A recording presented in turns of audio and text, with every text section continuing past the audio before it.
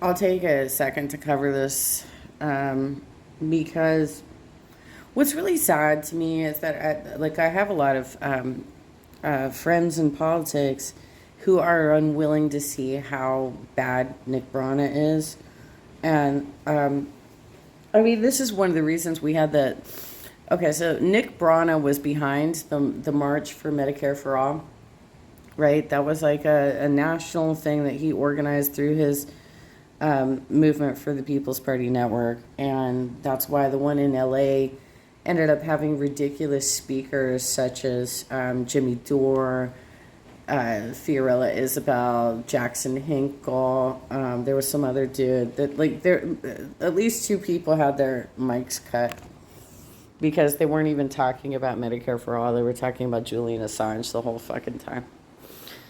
But there are several people in progressive politics who have quite literally just been using Bernie's name as a brand to get people to sign up to their email lists, right? Their fundraiser lists.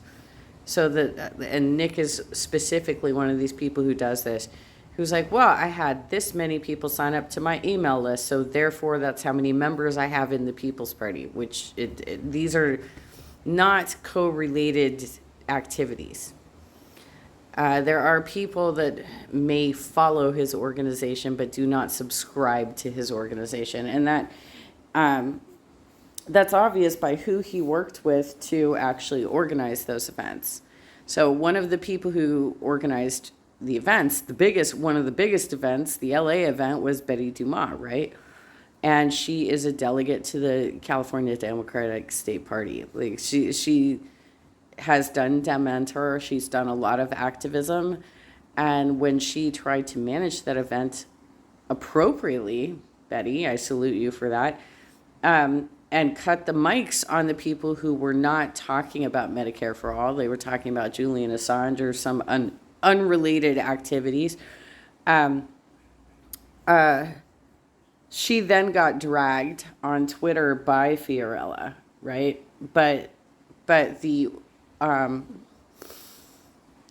M4A council or whatever, like whatever council they had that like put the event together, ultimately made, I guess made Fiorella like delete all her tweets or something, because they're not out there anymore. It's not out there anymore, but everybody who was paying attention to this saw it happen when it went down, right? So, okay, so Jeff is a PDA organizer from Florida,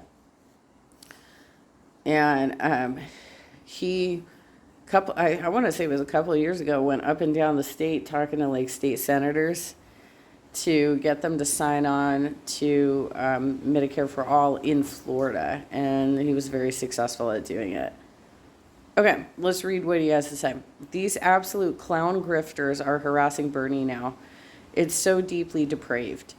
They know Bernie lost family to actual Nazis during the Holocaust, and they come after him with bullshit claims of funding Nazis in Ukraine. It's so deranged, delusional, and wrong. Seek help, Nick Brana.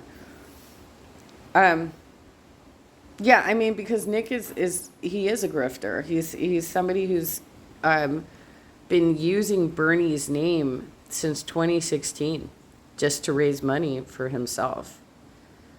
And this happens with the Bernie's Coffee Shop crowd too. They have also been using Bernie's name to create lists and raise money. This is how they create jobs for themselves, you guys. They got in trouble too. That's why during the 2020 presidential campaign for Bernie, the campaign itself started saying you have to label your events in a very specific way. When they were official events that were held by the staffers, they got to use the term official event, right? When it was a Bernie Victory Captain event, we got the ability to say that we were Bernie Victory Captains because we were a special volunteer network that was recruited by the campaign and was getting training on a weekly basis. Any other event could not use those terms. And they did that on purpose because people like the Bernie's Coffee Shop crowd, the Feel the Burn Club OC, were setting up events using Bernie's name, but the sign up actually went to their own specific databases. It did not get, they were not directing the signups to the actual website, the campaign website. And in the case of Michelle and Carlos, they actually tried to sell the list of names from Los Angeles back to the campaign and were upset that they didn't get hired to the campaign after they had already organized an event for Tulsi Gabbard. But they had been using Bernie's name to collect those names to get people involved. Bernie Brigade, right? California for Progress. Like you got. All right.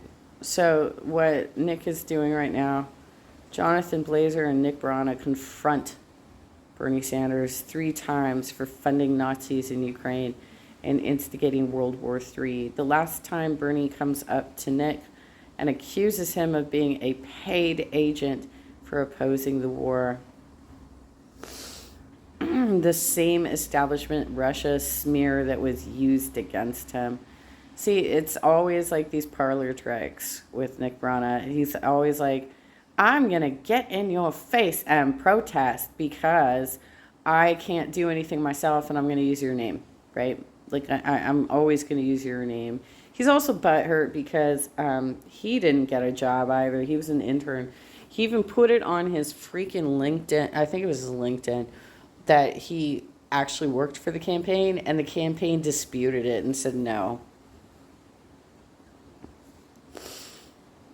Bernie's uncle was murdered by real Nazis, shot in the back for protecting his community.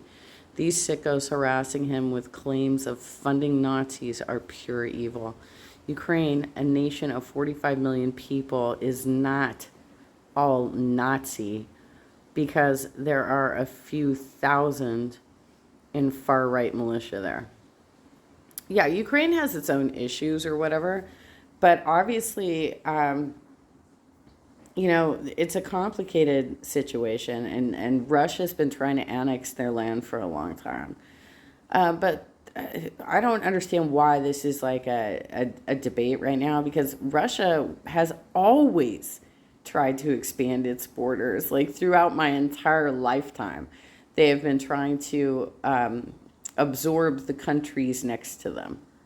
So why is this even a debatable topic at this point? Like, Russia has always done this.